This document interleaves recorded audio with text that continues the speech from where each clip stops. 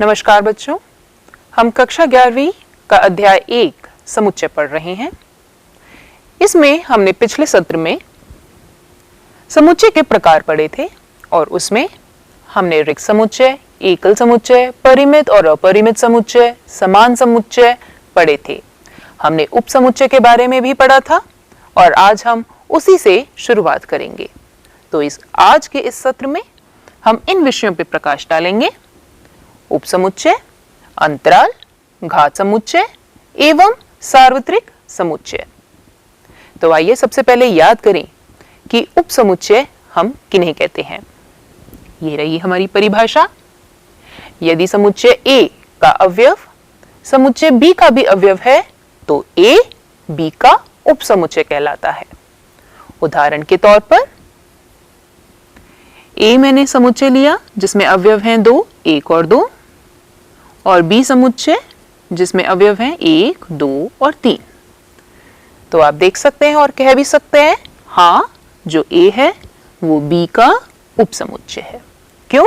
क्योंकि A के सारे अवयव B के भी अवयव हैं, यानी सदस्य हैं। तो आइए इस पे एक और सवाल लें। इस सवाल में हमें बताया गया है, ज्ञात करें निम्न में से, निम्न यानी ये जो हमारे पास सारे समुच्चय दिए हुए हैं A, B, K, N, इनमें से कौन से समुच्चय इस H समुच्चय के उपसमुच्चय हैं। ठीक, प्रश्न समझ में आया? इसके उत्तर भी आप सामने देख रहे हैं, तो देखेंगे ये उत्तर कैसे आए।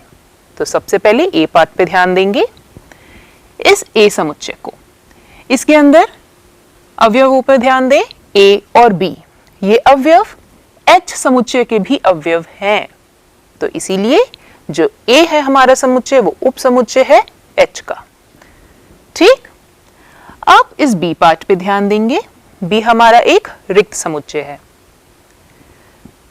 क्या ये हमारा उपसमुच्चय है H का? हाँ है। कैसे? क्योंकि इसमें कोई भी अवयव है ही नहीं, तो हम बता ही नहीं सकते कि ये H का उपसमुच्चय नहीं है। तो हम इसे मानेंगे कि हाँ, जो रिक्त समुच्चय है वो हमारा H का उपसमुच्चय है। अब C पार्ट में देखेंगे K समुच्चय को। इसके अवयवों पे ध्यान देंगे, A, B, C और E। ध्यान से देखेंगे, ये E सदस्य, ये जो E है आपका H का सदस्य नहीं है। तो हमारा जो K समुच्चय है वो H का उपसमुच्चय नहीं है। अब आखिरी पार्ट N। N के अवयव A, B, C और 1, ये सारे के सारे अवयव H के भी अवयव हैं। तो स्पष्टतः हमें पता चल रहा है कि जो N है वो H का उपसमुच्चय है। आइए इसी प्रश्न में हमने जो कुछ खास बिंदु पढ़े हैं उनको नोट करते हैं। तो ये हमारा नोट। सबसे पहले बिंदु पे ध्यान देंगे, रिक्त समुच्चय हर समुच्चय का उपसमुच्चय होता है। हमने देखा ये जो B पार्ट में जो B समुच्चय है वो हमारा H का उपसमुच्चय है। तो उसी कारण से ही, क्योंकि हमारे रिक्त में कोई भी सदस्य, कोई भी अवयव नहीं होते, तो इसीलिए हम कह सकते हैं जो रिक्त समुच्चय है वो हर समुच्चय का उपसमुच्चय हो सकता है। दूसरे बिंदु पे ध्यान देंगे, हर समुच्चय अपना ही उपसमुच्चय होता है। बिल्कुल सही। क्यों? क्योंकि जो समुच्चय है उसके सदस्य उसी के सदस्य कहलाएंगे। तो यानी हम हर एक समुच्चय को उसी का उपसमुच्चय भी कह सकते हैं।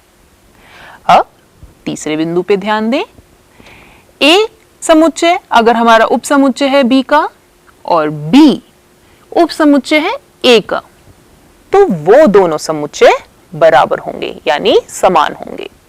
उदाहरण आपके सामने ही है, D पार्ट पे ध्यान दें, इस वाले पे। अभी हमने देखा जो N है वो उपसमुच्चय है H का। इसी प्रकार H भी हमारा उपसमुच्चय हो सकता है N का।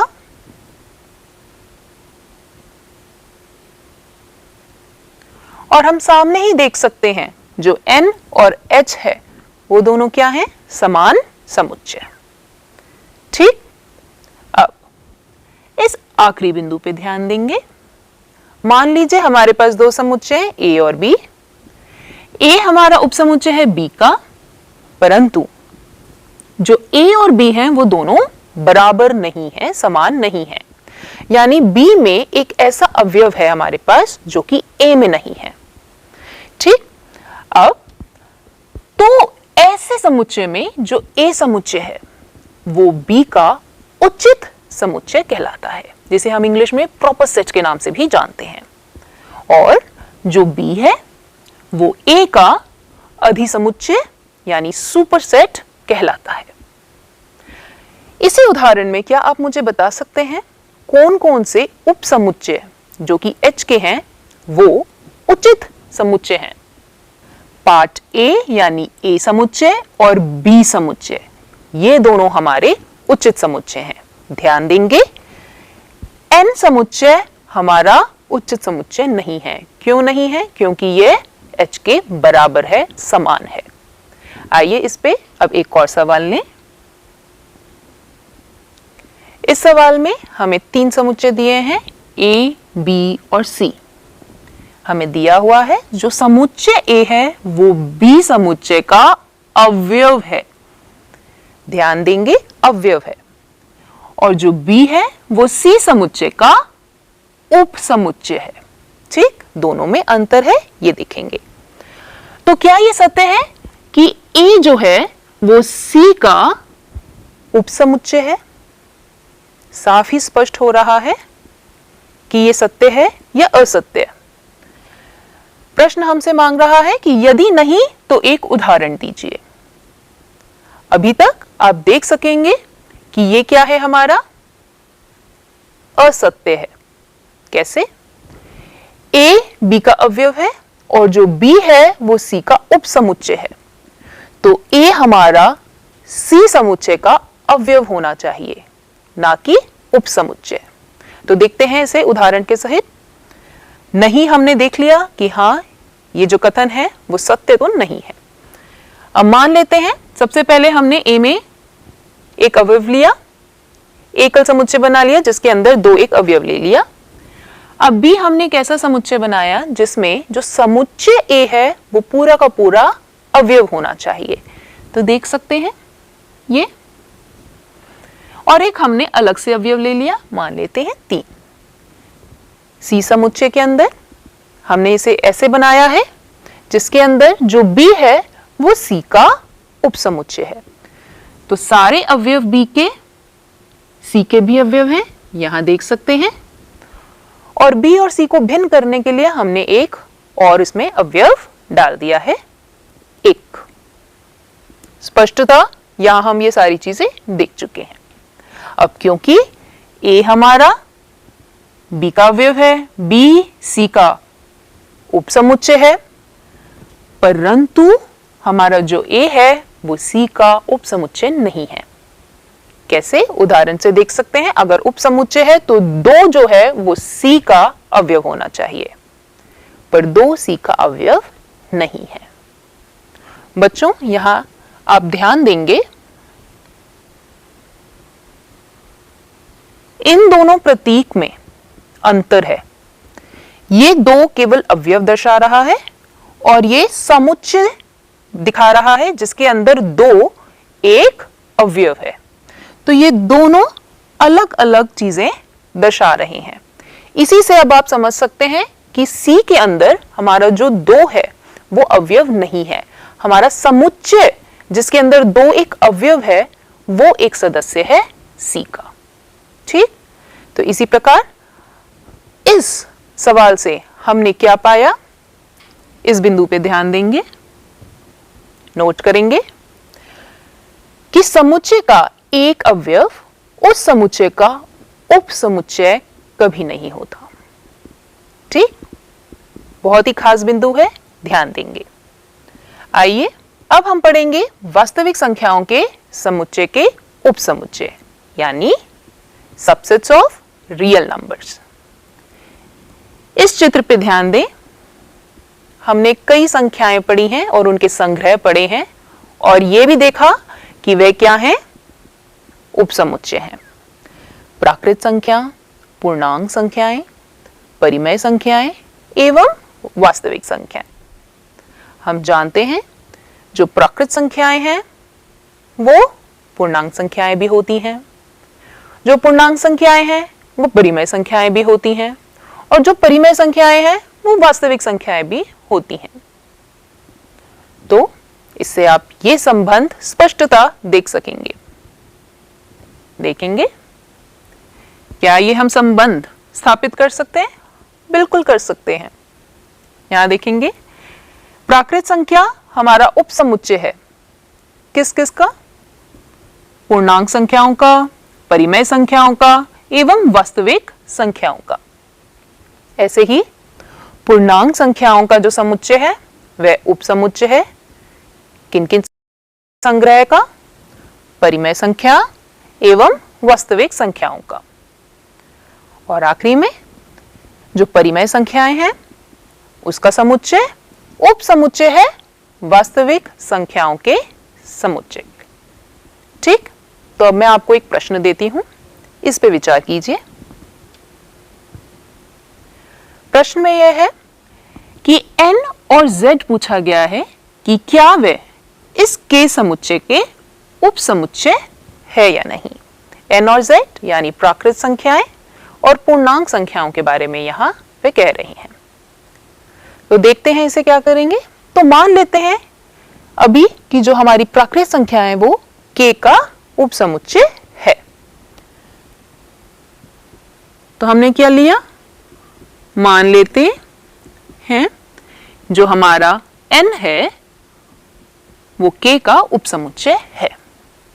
तो यानी जो इसका अवयव होगा वो इस k का भी अवयव होना चाहिए। तो एक अवयव उठा लेते हैं, मान लेते हैं कि 3 जो कि हमें पता है n में है, इससे k में भी होगा। अब k की परिभाषा क्या बता रही है हमें कि k में वह सारे वास्तविक संख्याएं हैं पर वह परिमेय संख्याएं नहीं है। ठीक, q यानी परिमेय संख्या, r यानी वास्तविक संख्याएं। तो जो 3 है वो मेरी परिमेय संख्या नहीं है। पर ये तो गलत है। आप जानते हैं मैं 3 जो है मेरा वो परिमेय संख्या है। मैं 3/1 लिख सकती हूं। मैं इसे p/q, जहां q मेरा 0 के बराबर नहीं है, ऐसे प्रतीक में मैं इसे लिख सकती हूं। तो यानी 3 जो है मेरा q में आता है। और इस तरीके से हमने ऊपर भी पढ़ा है कि जो n है वो q का उपसमुच्चय है। तो यानी ये संदर्भ हमारा गलत हुआ। और इसी से ही हमें ये पता चला जो n है,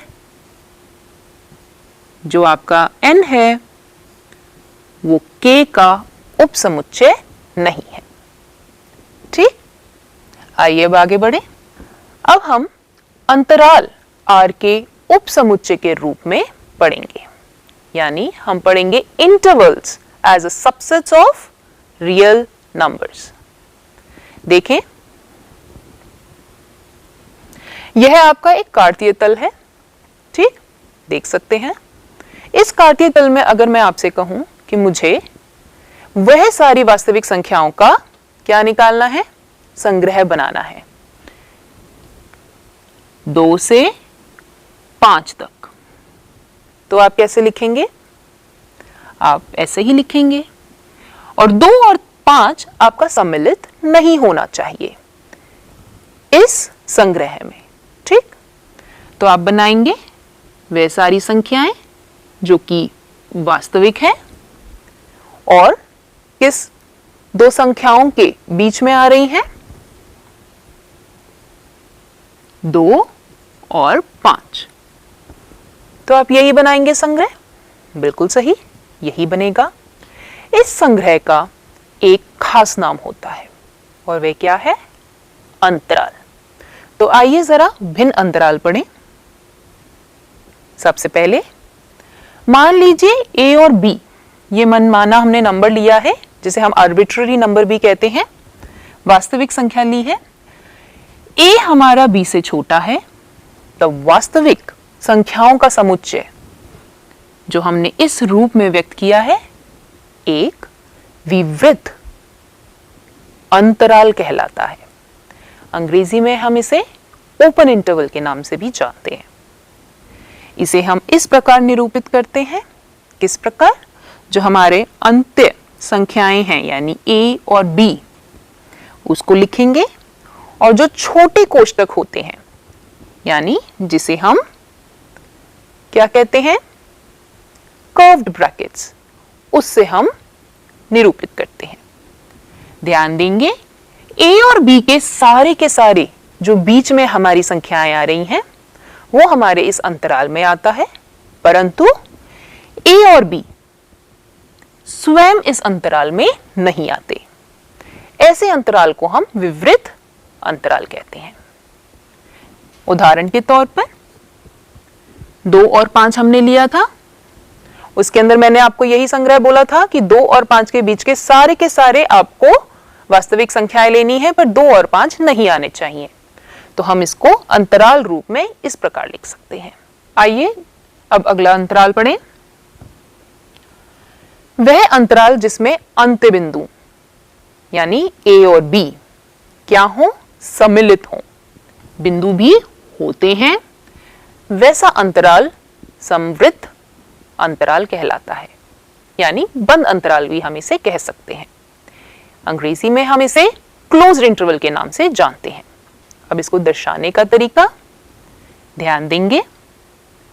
इस अंतराल को हम किससे, बड़े कोष्टक से निरूपित करते हैं, ठीक, यानी स्क्वायर ब्रैकेट से a और b, और इसको हम किसके अंदर लिखते हैं, a और b को बड़े कोष्टक में, ठीक। अब इसमें हम देखेंगे वह सारी संख्याएं आ रही हैं जो a से बड़ी हैं और उसके बराबर, और b से छोटी हैं और उसके बराबर भी। उदाहरण के तौर पर अगर मैं आपको वही उदाहरण लूं 2 और 5 का, तो अब इसमें क्या हुआ, वह सारी संख्या जो 2 और 5 के बीच में आ रही है एवं 2 और 5 भी ले रही हैं, ठीक। अब आप सोच रहे होंगे कि क्या कोई ऐसा अंतराल होता है जिसके अंदर एक तरफ खुला हुआ हो और एक तरफ बंद हो? बिल्कुल सही, ऐसा अंतराल भी होता है। ये देखेंगे अब इस अंतराल में, ऐसे अंतराल में भी जो एक अंत्य बिंदु पर बंद हो पर दूसरे पर खुला हो, उसे हम खुला अंतराल कहते हैं, और अंग्रेजी में हम इसे सेमी ओपन इंटरवल भी कहते हैं, ठीक। ध्यान से देखेंगे, प्रतीक से ही आप जान पाएंगे कि किस तरफ पे हमारा अंतराल खुला हुआ है और किस तरफ पे बंद। देखेंगे ये प्रतीक है, समझ रहे हैं आप इस अंतराल में कि वो सारे के सारी संख्याएं हैं जो a और b के बीच में है। b सम्मिलित नहीं है पर a सम्मिलित है, ठीक। कोष्टक से ध्यान देंगे, यहां छोटा कोष्टक है तो यानी b सम्मिलित नहीं होगा। a कोष्टक है तो यहां हमारा जो संख्या a है, ध्यान देंगे यहां कौन सा कोष्टक है, बड़ा कोष्टक, तो बड़े कोष्टक के अंदर जो a है वो सम्मिलित है। इसी प्रकार दूसरे तरीके से यहां पे हमारा a जो है वो सम्मिलित नहीं है, पर सीधे हाथ में जो हमारा b संख्या है वो इस अंतराल में सम्मिलित है, ठीक। उदाहरण आप देख सकते हैं, a ये कौन सा अंतराल है, बंद अंतराल।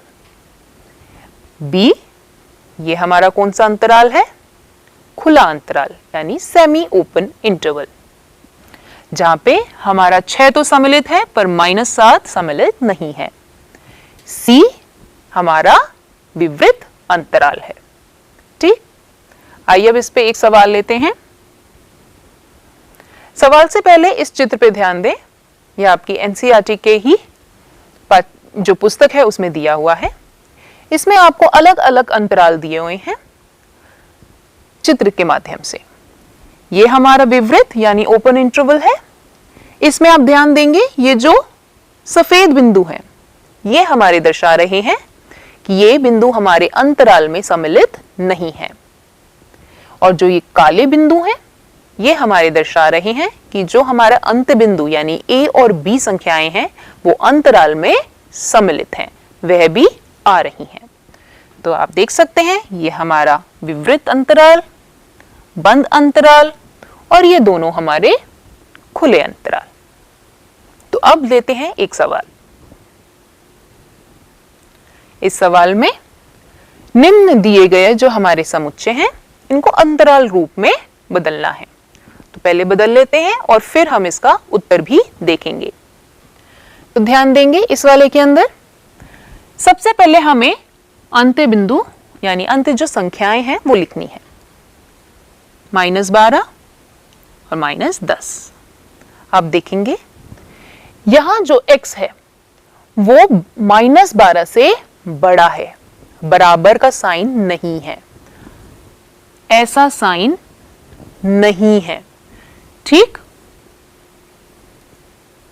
तो हमारा जो -12 है वो क्या है, अंतराल में नहीं आता, तो हमें छोटा कोष्टक लगाना है। इसी प्रकार -10 भी नहीं आ रहा तो छोटा कोष्टक, ये हमने निरूपित कर दिया अंतराल रूप में। ऐसे ही आप इसको करेंगे, ये बन गया। तो ये हमारा एक खुला अंतराल बन गया। अब आप नीचे देखेंगे, नीचे वाले प्रश्न में आपको अंतराल रूप दिया हुआ है, आपको उसको समुच्चय निर्माण रूप में व्यक्त करना है। सरल है, जैसे कि मैं एक आपको दिखा रही हूं, फिर दूसरा हम सीधा उत्तर में देखेंगे। समुच्चय निर्माण रूप बताने की दोबारा जरूरत नहीं, सबसे पहले प्रतीक, फिर कोलन और फिर जिस तरीके से ऊपर दिया हुआ है बिल्कुल वैसे ही हमारा वास्तविक संख्या हो गई। और ये कहां से कहां तक आ रही है, ध्यान देंगे 6 और 13, 6 से बड़ी है, 13 से छोटी। ध्यान देंगे यहां छोटा है कोष्टक बट यहां बड़ा कोष्टक है, तो यानी 13 हमारा सम्मिलित है, तो यहां बराबर का साइन लग जाएगा और ये हमने समुच्चय निर्माण रूप में इसे व्यक्त कर दिया। ठीक, आइए अब उत्तर देखें। यही हमने पाया था पहले दो, आखिरी में अब देख सकते हैं कि हमारा x बड़ा है -9 से और छोटा है 1 से, और दोनों ही सम्मिलित नहीं है, तो दोनों ही हमारे उसमें बराबर का साइन नहीं आया। आगे चलेंगे, आपको उदाहरण दिख रहा है, इस उदाहरण पे गौर करिए। ये ए समुच्चय है जिसमें 2 अवयव हैं, 1 और 0। अगर मैं आपसे कहूं कि आपको एक समुच्चय बनाना है जिसमें इस ए समुच्चय के सारे उप समुच्चय आ रहे हो, तो आप कुछ यही बनाएंगे। ठीक, कैसे बनाएंगे? सबसे पहले हमने बिंदु पढ़ा था, जो रिक्त समुच्चय होता है वो हर एक समुच्चय का उप समुच्चय होता है, तो वो हमने ले लिया इस समुच्चय को। ठीक, अब ध्यान देंगे जो हमारे इस ए समुच्चय में एक जो है एक अवयव है, तो वो भी हमारा उप समुच्चय रहेगा। ठीक, उसको हमने एकल समुच्चय बना लिया, तो जितने भी अवयव होंगे उन सब का अलग अलग उप समुच्चय हमें मिल जाएगा। तो ये हमारा एक एकल समुच्चय जिसमें एक अवयव है, एक और एकल समुच्चय जिसमें 0 हमारा एक अवयव है। ये भी हमने पढ़ा था अभी हमने पिछले इसी सत्र में पिछले बिंदुओं में कि जो समुच्चय होता है वो अपना ही उप समुच्चय भी होता है, तो ये हमने ये भी ले लिया। इसके अलावा कोई और उप समुच्चय नहीं बनेगा। जब इन सब का हमने समुच्चय बनाया, इसको हमने पीए से प्रतीक किया, तो ये भी समुच्चय है। इस समुच्चय का एक खास नाम होता है बच्चों, इसे हम कहते हैं घात समुच्चय, जिसे आप अंग्रेजी में पावर सेट के नाम से भी जानते हैं। ठीक, आइए अब घात समुच्चय की परिभाषा देखें। ए समुच्चय के उप समुच्चय के संग्रह को हम ए का घात समुच्चय कहते हैं, यानी उसका पावर सेट कहते हैं। तो अब आप समझ पाए होंगे कि मैंने पिछले उदाहरण में पीए क्यों लिया था प्रतीक। क्यों पावर सेट? तो हमने अंग्रेजी शब्द का पी यानी घात समुच्चय ये दर्शा रहा है।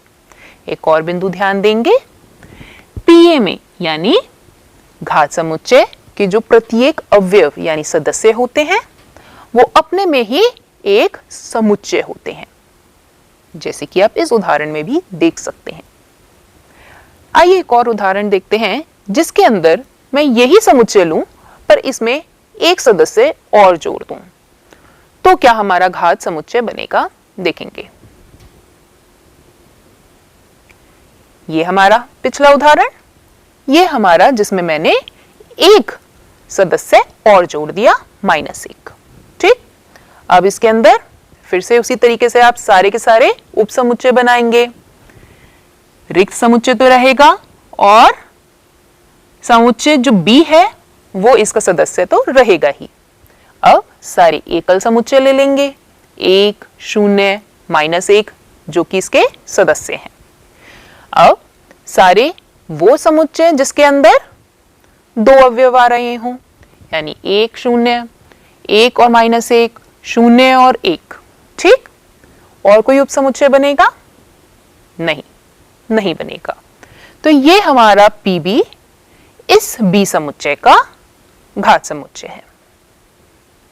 बच्चों, इन दोनों उदाहरण में कुछ खास है, ध्यान देंगे। इस ए समुच्चय में कितने अवयव हैं? 2।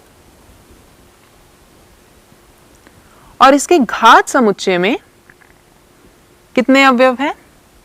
गिन सकते हैं, 1, 2, 3 और 4। ठीक, ऐसे ही आइए पहले इस वाले उदाहरण में भी करें। बी समुच्चय में 3 अवयव और इसके घात समुच्चय में 1, 2, 3, 4, 5, 6, 7 और 8। क्या मैं इन दोनों को इस रूप में लिख सकते हैं?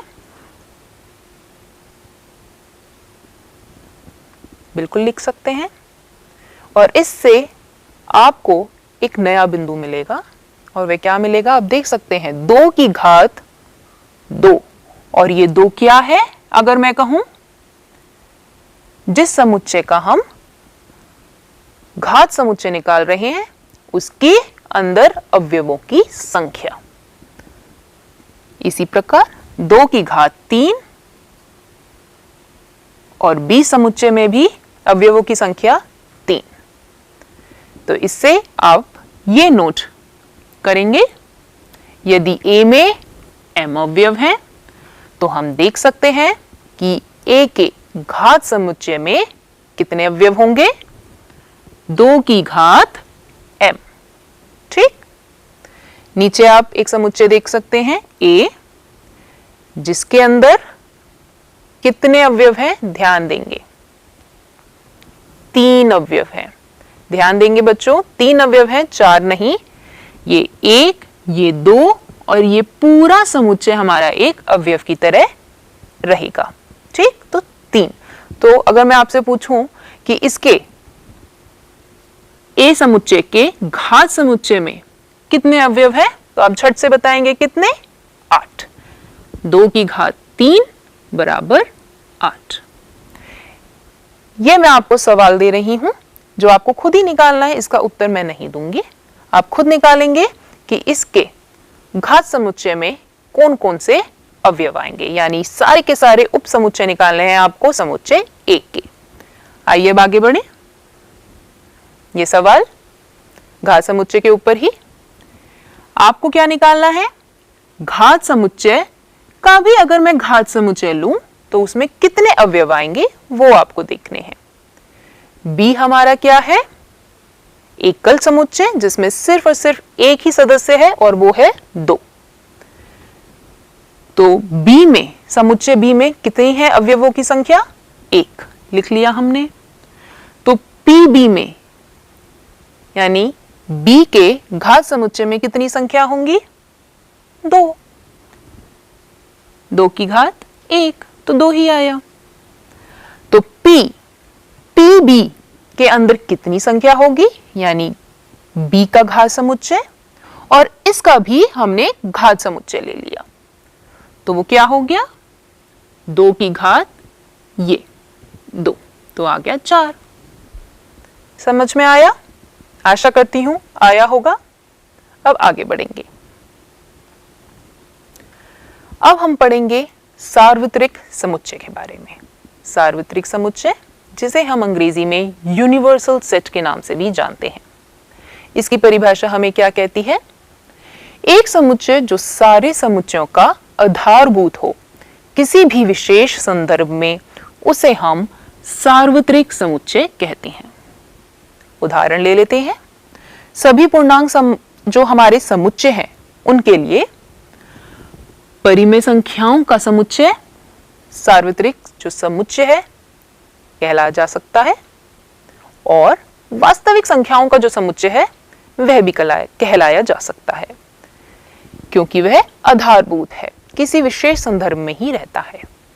अब दूसरा उदाहरण देखेंगे। सभी समकोण त्रिभुज यानी सारी राइट ट्रायंगल्स का अगर मैं एक यूनिवर्सल सेट देखूं, क्या देखूं? सार्वत्रिक समुच्चय देखूं, तो वो क्या होगा? सारे त्रिभुजों का समुच्चय। ठीक, वही हमने यहां लिख रखा है। आइए अब देखते हैं कि हमने इस सत्र में क्या क्या पढ़ा। इस सत्र में हमने सबसे पहले उपसमुच्चय की परिभाषा याद करी, वे क्या थी। फिर हमने यह देखा जो रिक्त समुच्चय है वह हर एक समुच्चय का उप समुच्चय कहलाया जा सकता है।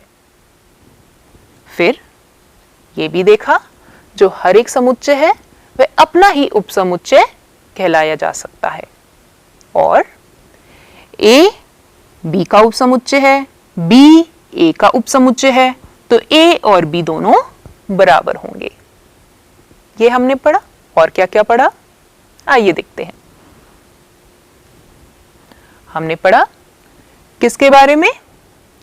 उचित समुच्चय और अधिसमुच्चय यानी proper set and super set. ये रहा अधिसमुच्चय और उचित समुच्चय। इसके बाद हमने घात समुच्चय के बारे में पढ़ा। घात समुच्चय के अंदर कितनी संख्याएं आ सकती हैं अवयवों की, वो भी पढ़ा। अंतराल पढ़े एवं वास्तविक संख्याओं के उपसमुच्चय भी पढ़े। इन सब पे हमने कुछ प्रश्न भी देखे। तो बच्चों, आशा करते हैं आज के इस सत्र में आपको आनंद आया होगा, समझ में आया होगा। धन्यवाद।